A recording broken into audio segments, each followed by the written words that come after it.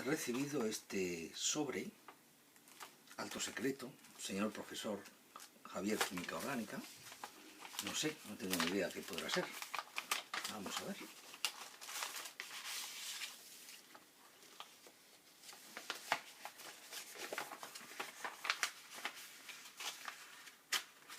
No me lo puedo creer. Segundo parcial, 21 de noviembre de 2014. El examen del 21 de noviembre del 2014, que va a ser extremadamente parecido al del 23-25 de noviembre del 2015. Vamos a ver qué es lo que me dice. Predecir los productos principales de las siguientes reacciones indicando el tipo de mecanismo implicado en cada caso. Bueno, me dan una ampliación por si soy corto de vista para que lo analicemos y lo veamos un poquito mejor. Fijaros en el primer apartado. Me dan una estructura epoxídica con una ramificación para que sea asimétrico y me dicen que le hagamos dos reacciones, una con metanol en medio ácido y otra con metil-litio. Bueno, yo os recordaría en primer lugar que las estructuras de epóxido son tremendamente inestables, que presentan una elevadísima reactividad porque tienen una gran tensión angular. Pero que estos epóxidos se pueden romper de dos maneras diferentes, dependiendo si el reactivo impone un medio ácido o un medio alcalino.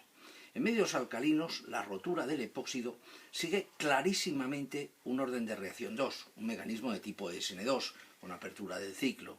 Entonces, cuando rompemos el ciclo, entre este carbono y este carbono se me forma un enlace, durante un instante se me genera la sal de un alcohol, un alcóxido, y a este alcóxido le hacemos una hidrólisis y obtendríamos el producto final. Si este carbono hubiera sido asimétrico, lo es, pero no me han dado isomería, no le ha pasado nada. La reacción transcurriría con retención de la configuración. Si nos vamos a la otra reacción, me dicen que la molécula de epóxido la tengo que tratar con metanol en medio ácido. Con metanol en medio ácido la rotura va a seguir otra mecánica completamente diferente. Va a ser una reacción tendente a desarrollar un estado cuasi carbocatiónico, una reacción más de tipo 1. El mecanismo de la reacción, no olvidéis que estamos en medio ácido, será protono y formo el compuesto de oxonio. Tiendo a romper generando el estado carbocatiónico más estable, que aquí sería secundario resonante, y a ese carbocatión le ataco con el nucleófilo. Por tanto, abrimos el epóxido, se forma ahí un grupo hidroxilo, con el alcohol formamos un enlace carbono-oxígeno, el oxonio libera el protón y me aparece este compuesto. Fijaros que sería una molécula de etanol que en 2 tendría un fenilo y en 2 también tendría un agrupamiento metóxico. La pregunta siguiente, la pregunta número 2, versa sobre las moléculas de derivados halogenados. Me dan una molécula que yo os la he pintado en grande y que además, para facilitaros la visualización del ejercicio, os la he pintado en 3 dimensiones. Un momentín, porque me he equivocado. El etilo tendría que estar en este carbono y el metilo tendría que estar aquí. Bien, tiene 2 centros esterogénicos, presenta 2 centros esterogénicos. Cuando manejamos un modelo molecular, como tenemos libertad para rotar, podemos físicamente rotar los carbonos, los enlaces, para ver las conformaciones, pues la voy a rotar para que podamos ver que A, B, C, sentido de giro a favor de las agujas del reloj, este centro esterogénico tiene isomería de tipo R, A, B, C también tiene isomería de tipo R, es decir, me han dado una molécula que es la RR. Me dicen que la trate con terbutóxido de potasio en alcohol terbutílico. Bueno, está claro que es una E2 antiperiplanar. Está claro que me han puesto un dibujo muy tentador para que yo busque la transcoplanaridad con ese hidrógeno y para que contemos el mecanismo de reacción donde al tiempo que sale el hidrógeno y que sale el bromo, mediante la E2 transcoplanar que tan de examen es, pues contéis la formación de un doble enlace. Pero tal vez no os hayáis percatado que el reactivo básico que emplean es el terbutóxido de potasio en alcohol terbutílico, que es una base muy voluminosa, una base muy impedida. Y si nosotros consultamos a ver qué es lo que dicen los textos al respecto, vamos a ver qué es lo que dice este comportamiento, dice el ion metóxido de pequeño volumen, el ion metóxido no es el caso, puede sin dificultad tomar un protón del átomo de carbono más sustituido, el de aquí adentro. Pero el ion terbutóxido, debido a su gran tamaño, encuentra mucho más fácil tomarlo del átomo de carbono primario. Es decir, es una excepción. Se va a formar el alqueno menos sustituido, el alqueno de Hofmann, no el más sustituido, alqueno de Zaitsev.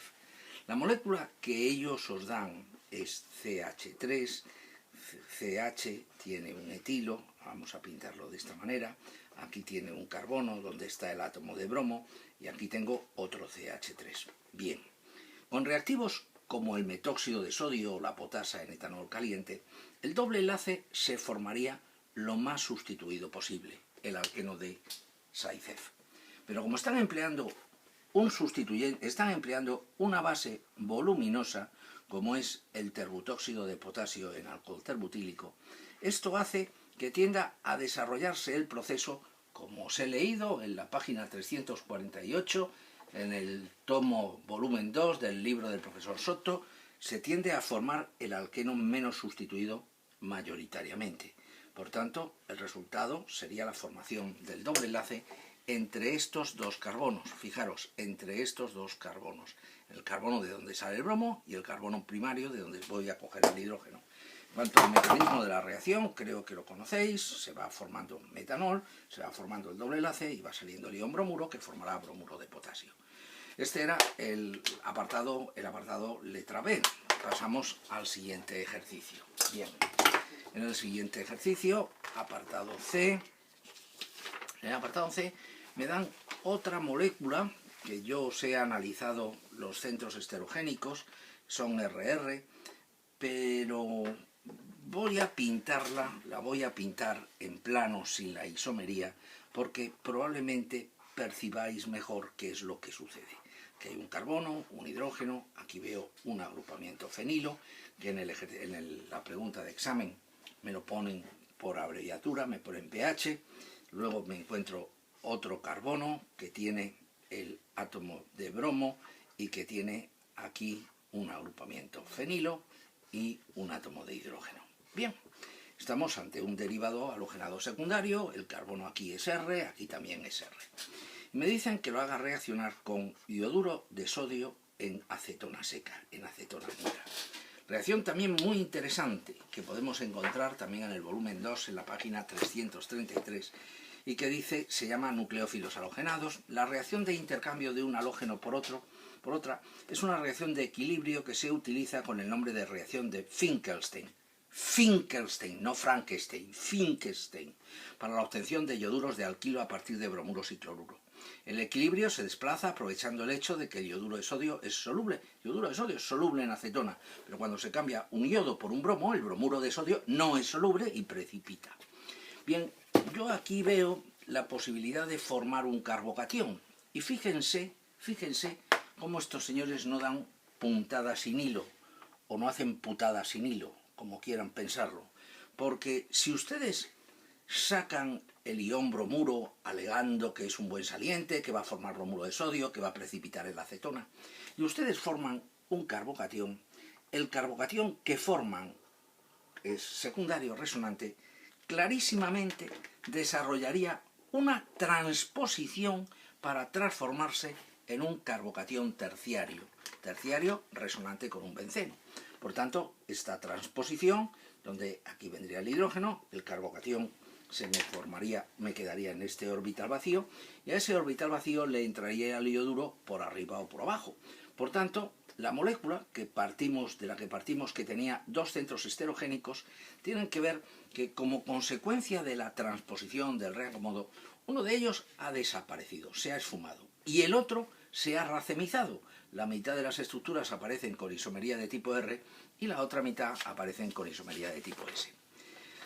Si nos vamos al siguiente ejercicio, en el siguiente ejercicio me ponen a una molécula de ciclohexil, ciclo de 6, ciclohexil, con un metilo y con un agrupamiento amina, ciclohexilamina. Y a esta ciclohexilamina me dicen que con un metilo en la posición 2, que la tratemos con ioduro de metilo en exceso. Con ioduro de metilo, las aminas sufren el proceso de transformación de amina secundaria, amina terciaria, y llegan a la transformación en la correspondiente sal de amonio cuaternario. En este caso sería el ioduro pero con el óxido de plata en suspensión acuosa, se nos va a transformar en la base de amonio cuaternario, en el hidróxido de amonio cuaternario. Y los hidróxidos de amonio cuaternario con hidrógenos en beta en alguna de sus cadenas, observen que aquí dispongo de dos tipos de hidrógenos en beta, de los hidrógenos terciarios beta y aquí hidrógenos secundarios.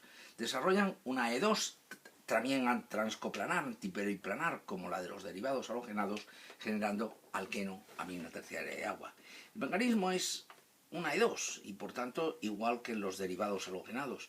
Lo único que varía es que en vez de salir un bromuro, lo que sale es una amina terciaria, pero con este par de electrones vosotros formáis aquí una molécula de agua, con este par de electrones formáis aquí el doble enlace y con este par de electrones formáis aquí una amina terciaria. Alqueno, amina terciaria y molécula de agua. Bien, señores, la reacción de Hofmann, no olvidéis que conduce normalmente al alqueno menos sustituido, al revés que los derivados halogenados, que conducen normalmente al más sustituido, a no ser que os pongan una base voluminosa como han puesto en este examen.